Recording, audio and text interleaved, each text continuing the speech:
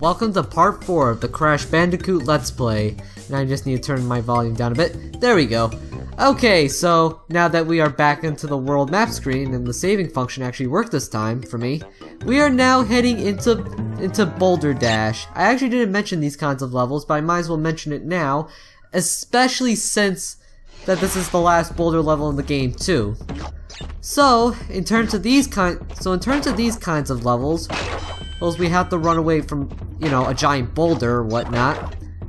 This is one of the only times where, well, okay, you have to run towards the camera. And, of course, that's obviously what you need to do.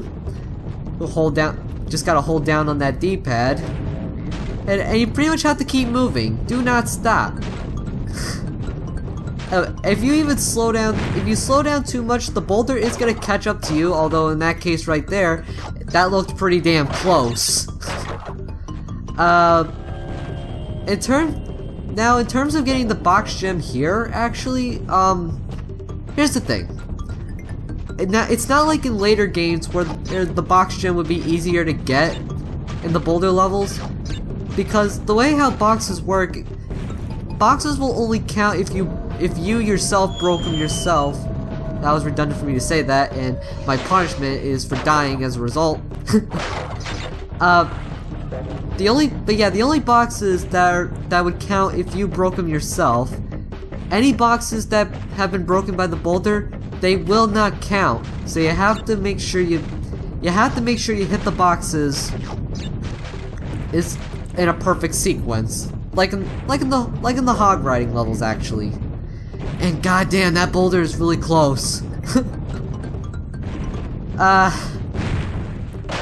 And that's pretty much, honestly, these boulder segments are pretty much self-explanatory. In terms of the boulder music, the boulder chasing music, I actually do like this music. It's actually one of my favorite musical tracks in the game. I just like the whole sort of thing going on. And it does feel very first gamey, but I think it works, especially since you're in a jungle where it's close to the temple ruins and a native tribe. So, I don't know, to me, it works. And that is pretty much it. Fun fact, in the last boulder, the last boulder level actually, I think the very first boulder level, that's actually an Easter egg in Uncharted 4, A Thief's End. Yeah, I'm not kidding. Okay, for those that actually have played Uncharted 4, A Thief's End, and you would probably already know that there is a Crash Bandicoot Easter egg. It's really cool how Naughty Dog really paid homage to their first franchise like that. It's like they haven't forgotten, you know, what made them popular in the first place. And also in the first boulder level, well, it's very easy to get the box gem. I don't remember if I got the box gem in that level, but yeah. Anyhow, we are on the second temple ruin level, and this is probably one of the longest levels in the game. Ladies and gentlemen, we are now in Sunset Vista. I mean, Temple Ruins, I think that was the name. Well, the last one, I mean, it can be just as difficult, but the only difference here, again, Sunset Vista is much, much longer. And so, when you're trying to get the box gem, I can assure you that it's gonna be a pain in the ass to get it, because you can pretty much die at any time. And if you die, and just like I said, if you die at any point after the first checkpoint, you're not getting that box gem. You may as well hit reset. You may as well restart the level through the world map screen. I'm not joking. Sunset Vista is definitely one of the longest levels in the game. Definitely one of the worst to get the box gem. But I don't think it's the worst level in the game. As far as getting the box... Oof, excuse me. As far as getting the box gem. That's pretty much home to a certain Cortex level in the game. And that was really close to the bats. By the way, with some of the bats, they're just, well, the parent bats anyway, they're just hanging in the air. It's like they defy gravity. So anyway, the thing is with these moving blocks is that you have blocks like these where all the blocks are moving at once. Then you have some that are differently timed. So you have to figure out the pattern first before you can move on.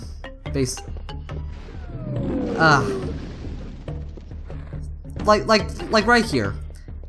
These move out, 2, 1, move out, all 3 blocks move in, that's when you go. Okay. My best advice with these kinds of blocks is that when all the blocks are moving back in, at least at once, that's your chance to go.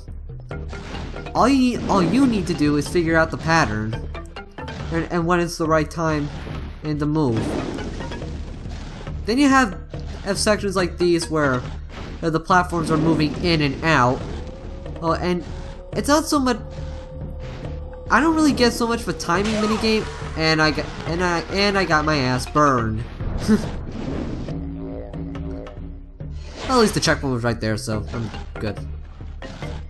So anyway, to me, with these kinds of platforms, it's not so much timing, but it's more so along. You just gotta go with it. Like, go with the flow, as I like to say. And that was a bad idea for me to stay on that, which is why I moved out of the way. There we go. Move to the, oh, hang on. Hang on for a minute, you might hear a beep. Alright, if you heard a beep, I'm really sorry about that. I had to turn my air conditioner off just so there's no background noise. At least that's one thing I forgot to do. So again, if you heard a beep, I apologize. At least for that. Yeah, I didn't prepare myself completely. It's like, I knew I was forgetting something. With these kinds of platforms where they're affected by Crash's weight, when you jump on it, immediately jump to the center. This way you don't fall off. Like, you gotta move quick. And in this section right here, I didn't care too much. I actually do remember my reaction when I did that. I was like, oh, crap. That was way too close. I know what game to let's play next. At least. Don't! Alright, let's try this again. And this time, let's be patient. I was being an idiot. Anyway, you gotta jump. There you go. And that is it for that one platforming segment. Now we got another one to do. Just gotta keep moving, get my Aku Aku mask for extra protection. And whenever I do see an Aku Aku mask, though, I am getting it. Yeah, I could definitely use the extra protection, especially in this game, because again, this game can be pretty damn challenging at times. Granted, it's also the first game in the series, but goddamn, this game can be hard, even when you're not going after the gems. I mean, in terms of length, Crash Bandicoot 1 isn't that long of a game.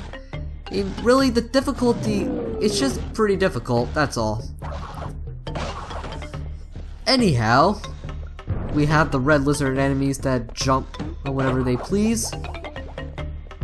And activating that exclamation point box, we go here, and we get our first, we actually do get our first Cortex token. Like I mentioned in the last part, the Cortex tokens are actually important if you want to gain extra levels. And this is the first level. Okay, that bat is just hanging in the air. I'm sorry. That bothers the hell out of me. I'm sorry. But in terms of, like, yeah, this is pretty much the first level where you can pretty much collect these Cortex tokens and gain the extra level. And yes, I am showing off the extra level, well, in this very part as well. Not that there's anything new to cover. It's basically just a hard version of of Hog Wild. It's just another version. Yeah, it's just a more difficult version of Hog Wild. Just more difficult, which is why I won't be. Which is why I may not have new content. That's not gonna stop me from showing it off though. because I do have something to cover, but it doesn't involve words. So, anyway, so the reason why I am doing this game, oh well, actually, yeah, I collected my third Cortex token, and I should probably mention this right now. Okay, so the bonus round. For this one, you might want to be careful about this. Is you just have, all you have to do is break the TNT box. We'll jump on the TNT box, break the boxes before the TNT explodes. And seriously, I barely made that. Then again, I had a second level Aku Aku mask, so I guess I shouldn't have been too worried about it. So, anyway, back on the subject at hand, at least what I was trying to talk about earlier. The reason why I did this game is because of the remastered versions that are coming out for PlayStation 4. Too bad they're going to be handled by Activision.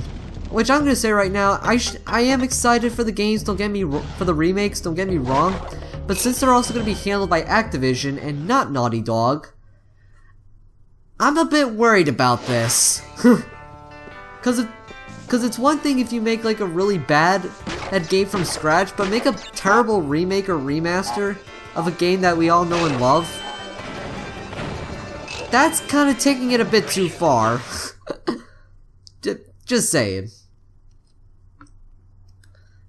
But still, but that's just me. Again, I am excited, but I'm also a bit worried too.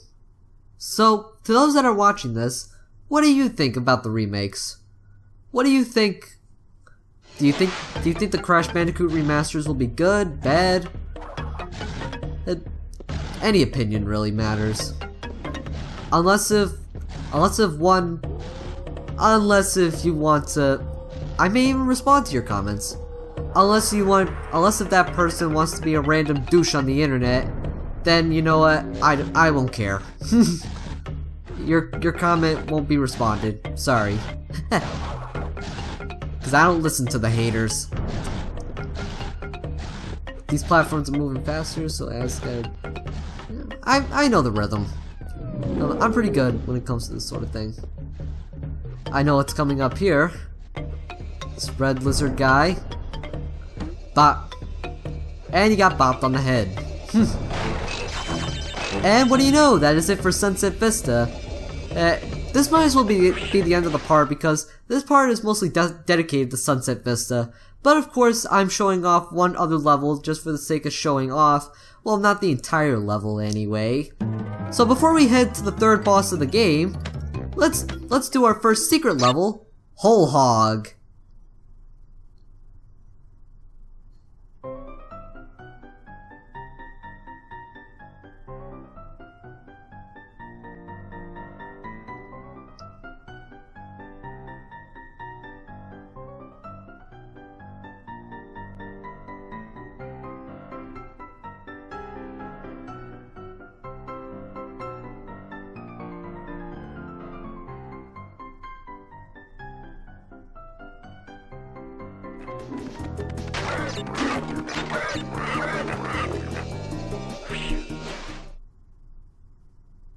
Fuck Whole Hog. Seriously, some of those jumps are so hard to time, and those native guys with the shields are so hard to judge too. Some of it could have been my fault, but at the same time, I just don't like that level. So that is it for part 4, ladies and gentlemen, and the next time we meet in part 5, we are finishing up the second island. I'll see you all then.